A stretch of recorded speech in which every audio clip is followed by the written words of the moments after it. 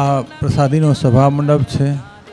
જોકે વડતાલની રજે રજ કણે કણ પ્રસાદીની છે, પણ અહીંયા કવિ સમ્રાટ બ્રહ્માનંદ સ્વામીએ પણ બહુ ગાવણું અને ધૂન કીર્તન કરી અને સ્વામીનો તો રાગ પડછંદા કીર્તન બોલી અને મહારાજને બહુ રાજી કરતા.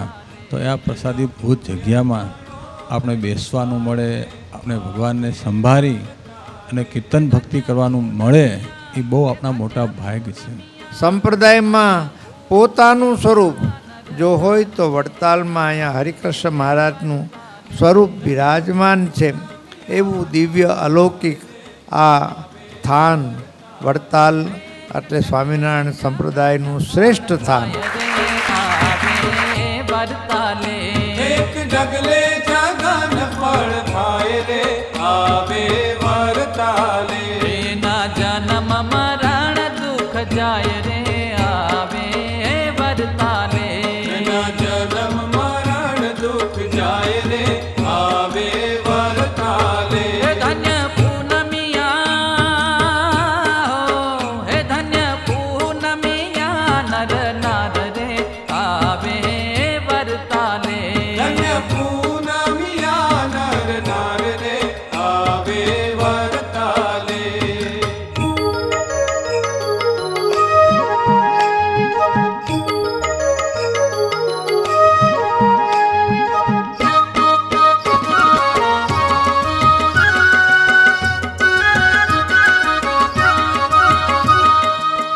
વાલમ કહે વરતાલ જેવું નથી બીજું કોઈ ગામ. સતસંગના મધ્યમાં સુંદર છે હઠામ. મહારાજ કહે છે વડતાલ જેવું કોઈ ગામ નથી, સત્સંગનું મધ્ય છે, કેન્દ્ર છે. મહારાજને ખૂબ પ્રિય છે. અને આમ લોકમાં એક કહેવત છે, ગાંધીજીની હડતાલ, નરસિંહ મહેતાની કડતાલ અને સ્વામિનારાયણનું વડતાલ આખા જગમાં પ્રસિદ્ધ છે. નાર રે આવે વરતાલે. ધન્ય પૂનમિયા નર નાર રે આવે વરતાલે.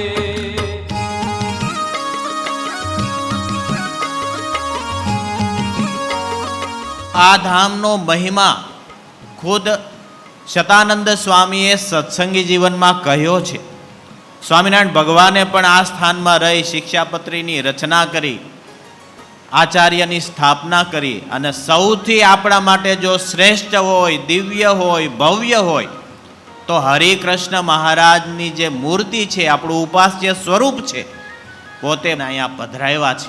પ્રગટ પ્રમાણ હરિકૃષ્ણ મહારાજ સ્વયં અહીંયા બિરાજે છે. મહારાજે સ્વામિનારાયણ ભગવાને એક ચલ સ્વરૂપ હરિકૃષ્ણ મહારાજનું આપેલું છે. સ્થાયી સ્વરૂપ પ્રગટ સ્વરૂપે બિરાજે. વડતાલમાં નાના મોટા જેટલા ઉત્સવો હોય એમાં હરિકૃષ્ણ મહારાજ પ્રગટ સ્વરૂપે બિરાજે. એ હરિકૃષ્ણ મહારાજની સ્વયં સ્વામિનારાયણ ભગવાને પૂજા કરેલી છે, આરતી કરેલી છે અને મહારાજે હરિકૃષ્ણ મહારાજનું ચલ સ્વરૂપ તરીકે એ સ્વરૂપ આપેલું છે. એ ઉત્સવ સ્વરૂપ પણ આપણી મહાપૂજામાં પધારવાનું છે. એટલે હરિકૃષ્ણ મહારાજ સાક્ષાત આપણને પૂજન કરવાનો બધાને લાભ મળશે.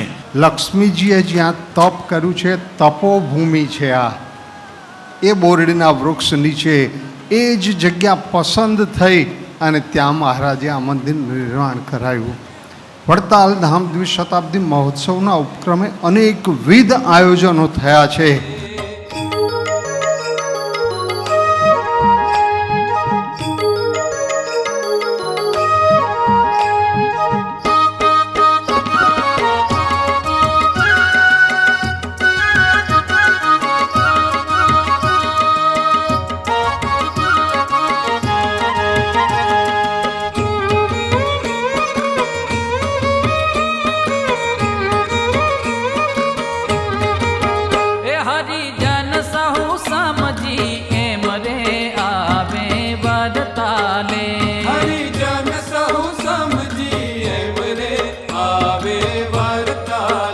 પ્રેમાનંદ કે ન ત્યાગવાને મરે આવે વરતાલે.